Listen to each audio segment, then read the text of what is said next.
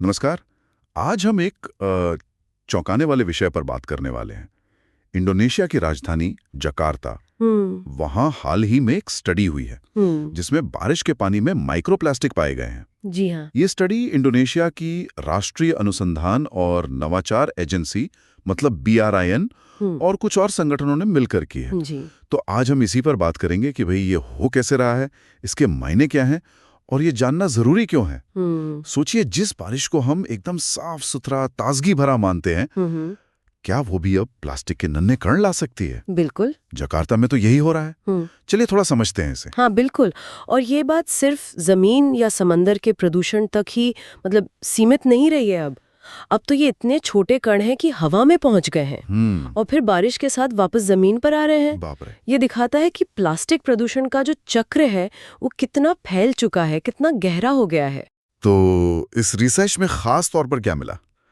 आपने कहा जकार्ता के तटीय इलाके, वहां बारिश के पानी के सैंपल लिए गए। जी, और उनमें माइक्रोप्लास्टिक मिले और मात्रा भी बताई है उन्होंने। करीब 15 माइक्रोप्लास्टिक कण प्रति वर्ग मीटर हर दिन। हर दिन? ये तो काफी ज्यादा लगता है। हाँ, और ये कण बहुत ही छोटे होते हैं, माइक्रोमीटर से मिलीमीटर स्केल के, माइक्रोस्कोप से ही दिखते हैं ठीक से। और ये है क्या असल में? किस तरह के प्लास्टिक हैं? देखिए, ये वही प्लास्टिक है जो हम इस्तेमाल करते हैं, उसी के टूटे हुए या बदले हुए रूप है, जैसे सिंथेटिक फाइबर। फाइबर, कपड़ों वाले? हाँ, बिल्कुल। जो हमारे पॉलिएस्टर, नायलॉन वाले कपड़े होते हैं ना, उनसे धोने पर या इस्तेमाल से निकलते हैं। फिर पॉलीमर के छोटे छोटे टुकड़े भी हैं, ये शायद गाड़ियों के टायर घिसने से आते हैं। अच्छा, टायर से भी? हाँ, या फिर जैसे प्लास्टिक की बड़ी चीजें हैं, बैग, बोतलें, पैकेजिंग, वो धूप में या मौसम की वजह से टूटकर छोटे कणों में बदल जाती हैं, वो भी हैं।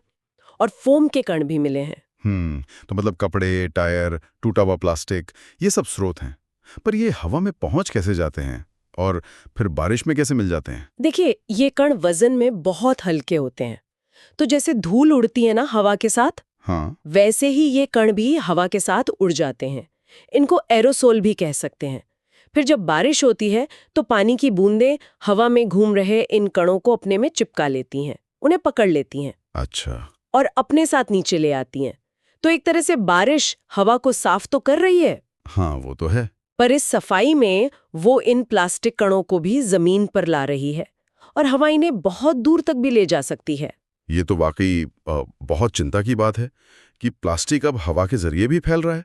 इसका मतलब तो ये हुआ कि इसके कुछ स्वास्थ्य पर भी असर हो सकते हैं। बिल्कुल, चिंताएं तो है ही। हालांकि इस पर अभी और रिसर्च चल रही है, ये शुरुआती दौर में है। लेकिन हाँ, अगर ये कण सांस के जरिए शरीर में जाते हैं या खाने पीने की चीजों के साथ अंदर जाते हैं तो फेफड़ों में, श्वसन तंत्र में जलन पैदा कर सकते हैं।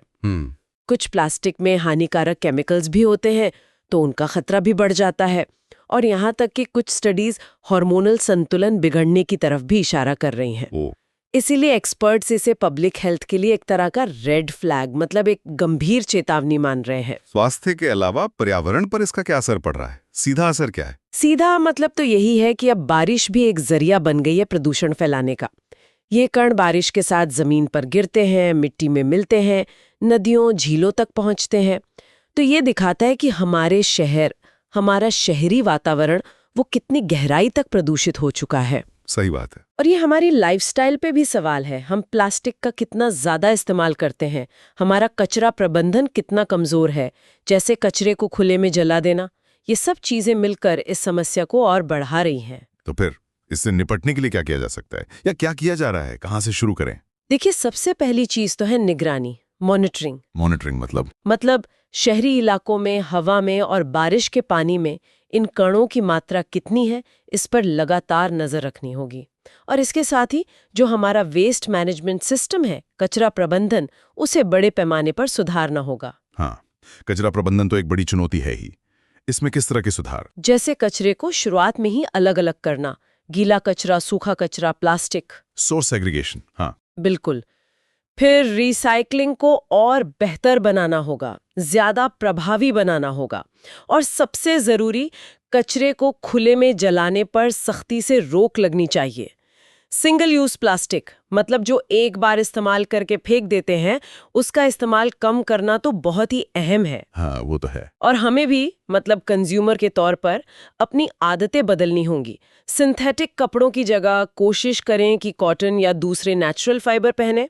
प्लास्टिक का इस्तेमाल सोच समझ कर करें। और क्या पॉलिसी लेवल पे कुछ हो सकता है? नीतियां कुछ मदद कर सकती हैं? हाँ बिल्कुल, नीतियां बहुत जरूरी हैं। जैसे एक कॉन्सेप्ट है EPR, extended producer responsibility. EPR वो क्या है? इसका मतलब है कि जो कंपनी प्लास्टिक का सामान बना रही है, उसकी जिम्मेदारी सिर्फ बेचने तक नहीं है, बल्कि जब वो सामान कचरा बन जाए तो उसके मैनेजमेंट की जिम्मेदारी भी उसी की हो। अच्छा, ये तो बढ़िया विचार है। हाँ, ऐसे नियम और कानून सख्ती से लागू करने होंगे जो प्लास्टिक प्रदूषण को जड़ से कम करने में मदद करें। ये सब तो जरूरी कदम है, लेकिन क्या इस शोध की जो जकार्ता में हुई उसकी कोई सीमाएं भी हैं या कुछ ऐसी बातें हैं जो अभी हमें पता नहीं है? हाँ है बिल्कुल।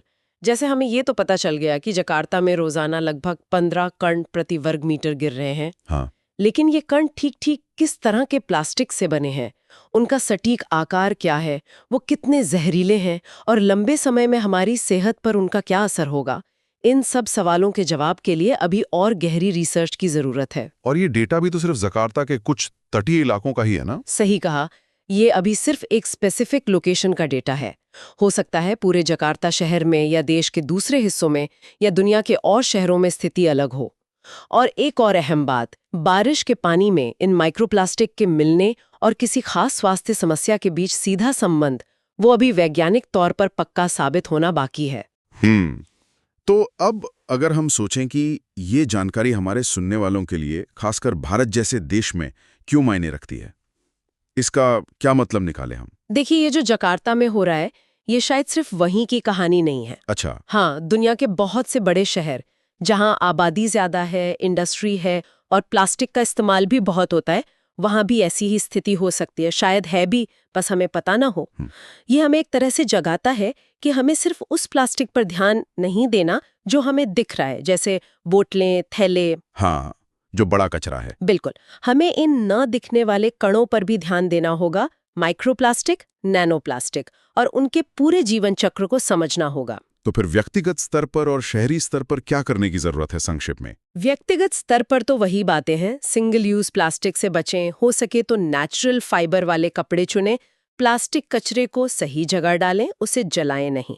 और शहरी स्तर पर जो हमारी म्युनिसिपैलिटी है, प्रशासन है, उन्हें हवा, पानी, मिट्टी में प्लास्टिक प्रदूषण की रेगुलर मॉनिटरिंग करनी चाहिए और कचरा प्रबंधन के जो नियम हैं उन्हें सख्ती से लागू करना चाहिए। तो आज हमने जकार्ता के इस अध्ययन के बहाने समझा कि कैसे प्लास्टिक प्रदूषण अब हवा में भी घुल मिल गया है और बारिश के साथ वापस हम तक आ रहा है। ये वाकई एक गंभीर स्थिति है। हाँ, और ये दिखाता है कि प्लास्टिक हमारी जिंदगी और हमारे पर्यावरण में कितनी गहराई तक रच बस गया है। बिल्कुल। और ये एक बहुत अहम सवाल भी खड़ा करता है, अगर बारिश हवा से माइक्रोप्लास्टिक नीचे ला सकती है तो हवा में और कौन-कौन से ऐसे अदृश्य प्रदूषक हो सकते हैं जो शायद इसी तरह हमारे पर्यावरण में घूम रहे हैं और जिनके बारे में हमें ठीक से पता भी नहीं है। और ये उन चीजों के बारे में हमारी सोच को कैसे बदलता है जिन्हें हम हमेशा से साफ या शुद्ध मानते आए हैं, जैसे बारिश का पानी। ये वाकई सोचने वाली बात है। हाँ, इस पर विचार करना जरूरी है।